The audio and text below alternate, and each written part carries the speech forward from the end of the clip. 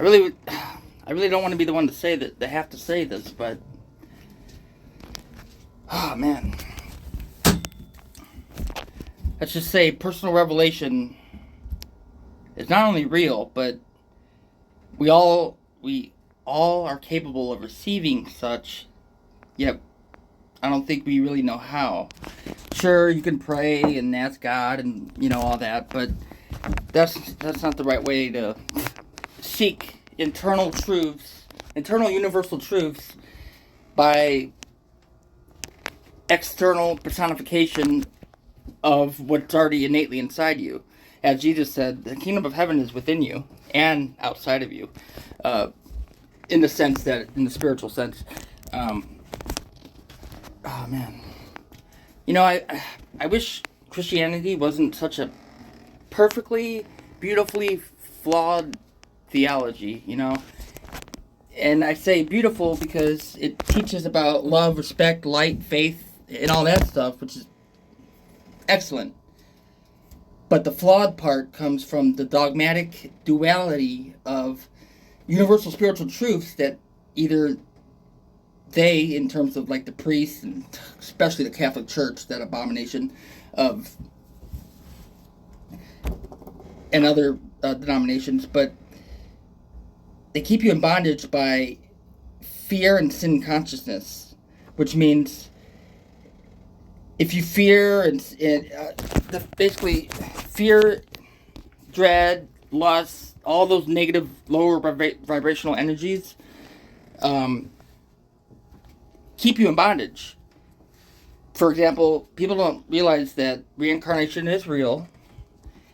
When you die, you don't go to a eternal realm of suffering or eternal realm of bliss unless you choose to, and that's where karmic retribution gets involved.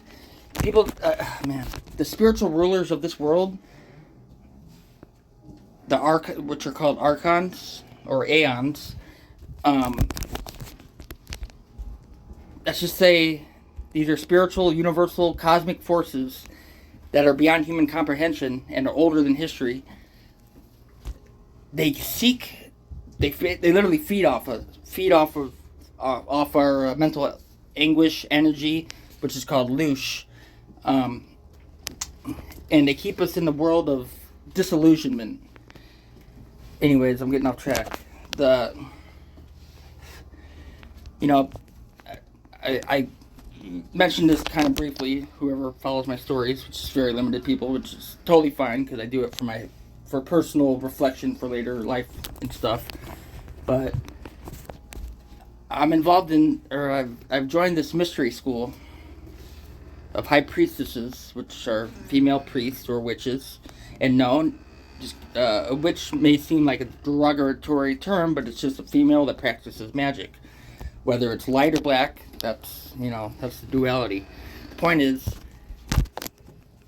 they are a guide to helping me awaken to inner truths, helping me awaken / re-remembering inner truths that we all innately know, spiritually deep down, yet in this physical vessel, the body, we fall in the realm of forgetfulness. Hold on. Okay, let me put it this way. Being a Christian, totally awesome, amazing, blah, blah, blah, but is that the objective, universal truth of all things? Oh, gosh, unfortunately, the answer is no. And I could prove that, but that's not my intent to take away or diminish anybody's inner faith. Because what's true for someone else may not be true to me, but when it comes down to like the 10,000 foot view, there is a universal divine objective overall universal truth, whatever that may be. And to try to shift that dogmatic programming, religious programming, into fitting that universal truth, it doesn't add up. I've done the research, I've done the inner spiritual awakening journey, and that's my conclusion. But it's not just because I say so, it's because I can actually prove it. And again, if only people knew the truth, And that's kind of why I feel like I'm called here to be, is that conduit from dogmatic programming, lies and manipulation, and deceit into spiritual upliftment of obtaining your inner gnosis, which means your inner awakening, enlightenment. But it comes at a price, and the price is, if you want to know the truth, you gotta deprogram the lies and BS you've been programmed to believe and think it's the objective truth of reality. Oh man. That's why I say study the occult and the esoteric meanings of not just the Bible, but basically any or all the ancient texts and stuff. Because there's an interweaving of a thin line of truth between all belief systems, religions, all that. There's not like one objective, this is true and everything else is fake. Because in that mindset, that duality, you basically shun yourself from the inner truths of the universe, which is not what you may think it is. I'm still trying to figure out like how to convey this properly without like stepping on shoes or anything. I'm not sure. But just know what you think you believe, and I can say this like innately, like know it to be true. What you think or what you're programmed to believe in terms of whether it be Mormonism, Christianity, Buddhism, or Islam, whatever, it's not the truth. And if it's not the truth, then it's either a deception or deceptive manipulation of the truth into keeping you in the bondage without you thinking and know or consciously being aware of that, or it's being perpetrated by people that just don't know better because they too have been programmed into this dogmatic false set of beliefs. And you know, it's good to have values, it's good to have morals, and it's definitely absolutely amazing to have that inner knowing that there's something so much greater than yourself, beyond comprehension. But if it's not based in like true reality, then you're living in disillusionment. And when you live in disillusionment, you don't tap into your truest inner potential because you're believing a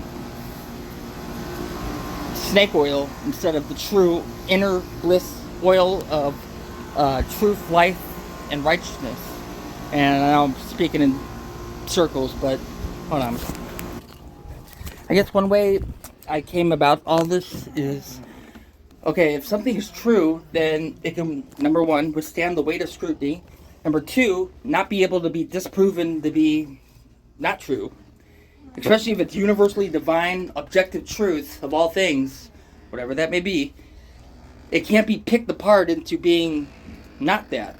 Like for Mormonism, oh man, I don't even know where to start. Like how I know that is a again, I'm not how, let's just say it's not the truth. But it's okay to believe that if that's what your spirit resonates to. But I'm here to say that there's another way. There's another whole reality of existence. Spiritual, esoteric meanings and understanding beyond religious dogma. People, I mean, I understand, and trust me, I really do get when you're born into a set of beliefs, a certain type of resonance or a belief system, and that's all you know, because that's all you've been taught growing up, and that's all you, like, it's like a subconscious, conscious mindset in which you think objective reality is what you believe. But that's not the case. And again, I'm still trying to convey everything where it makes sense and it flows without like stepping on toes. But there's a divine resonance. There's a frequency. There's a vibrational, energetic, divine frequency that we all have the ability to tap into.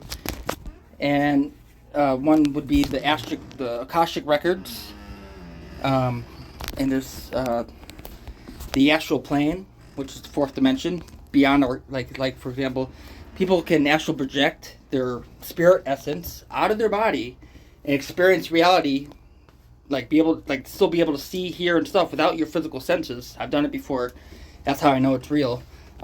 And mystics and prophets and people with spiritually innate abilities, awakened innate abilities, know what I'm talking about. But unfortunately, probably nobody, whoever sees this, have any idea what I'm saying, because they have not yet achieved that inner gnosis, that inner knowing of what's truth and what's lies. And I'm speaking in circles again, but again, it's so totally all for Christianity. But I'm here to say that a lot of it's manipulation, a lot of it's deception, a lot of it's lies. But there is that core nugget of truth. And we all know what that's Jesus Christ. I am the way, the light, and the truth. But now, Jesus didn't come here to be worshipped like, oh, bow down to me and worship me. And oh, no. He came here to be a guide and a light for all of us to basically internally realize and become our own Christ consciousness, and help enlighten this dark fallen world. People don't always remember or recall that this world is not the true reality of existence. This is one of the lowest vibrational aspects of reality. And when we are incarnated in these physical bodies, and yes, there is a soul contract that we write in terms of dictating our life. Basically, we agree to everything that happens in our life prior to incarnation. Yet we forget that part, when the veil of forgetfulness, as they say. But oh man, there's so much incredible things. People, like when I say I talk to spirits, channel, and do automatic writing, meaning something not possesses me but speaks through me, with me allowing them, but yet I'm still in control, but allowing them to be like autopilot.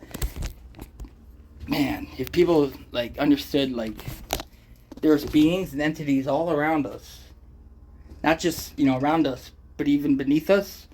The earth is hollow. There's civilizations, both physical and interdimensionally, all below and up and above us, especially above us. Everything from ultra-dimensionals,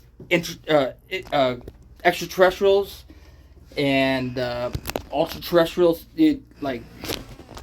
See, that's what I mean. Like when you're focused on one dogmatic religion, Christianity, Muslim, Hindu, Jew, any of them, you limit yourself from the truer, higher vibration, like the higher reality of everything. So study the occult, study the esoteric meanings of certain passages in the Bible. Bible is very dualistic, meaning it's not just it. Like even Jesus, when he was speaking in metaphors and stuff, and I think Mark 12. There's one in Luke and Mark where his disciples pull Jesus aside and be like, "Hey, why do you speak in metaphors?" And he says something along the lines that only those who have the ears to hear and eyes to see can understand the meaning of these spiritual universal truths.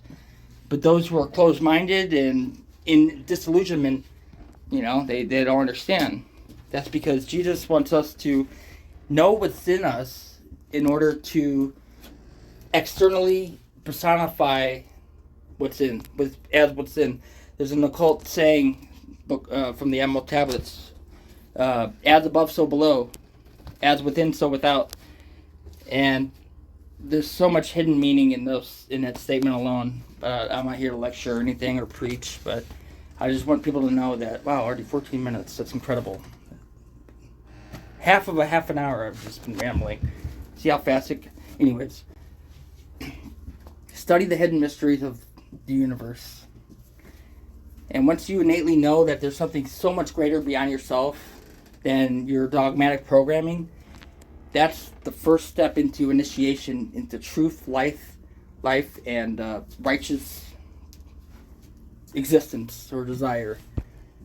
Because once you know that what you've been taught mostly has been a deception, and I'm not saying like your preacher or your bishop or your rabbi is like consciously, how am I going to scheme these people or deceive these? No, because they too are also in this disillusionment. So it's like and these people, these ancient secret societies that made these religions and stuff, they were really smart in terms of crafting a type of dogmatic belief system into thinking that it's the true reality of all things, and therefore I have to abide by these certain set laws and guidelines and stuff, which are, and anyways, I'll just wrap this up with this. Seek inner gnosis. Gnosis, inner knowing.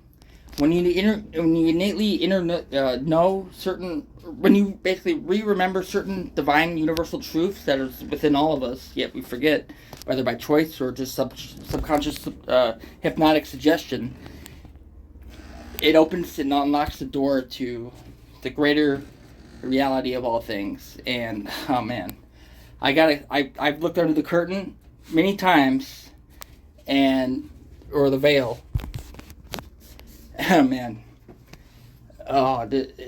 it's truly incredible. But you have to be ready. You got to be mentally, and especially spiritually, and even emotionally ready to digest and ascertain certain revelations that may be bestowed to you. And I'll just stop it here. But seek truth, seek inner gnosis, and just know there's something so much more divine than what we think we can imagine. And once you understand that, your destiny is in your hands. Like your fate, people are mostly running on autopilot, and I speak that for myself. But when you take off the autopilot and you have your inner and live in your inner intuition and spiritual guidance, the doors to the secrets of the universe are slowly unveiled to you. Know that.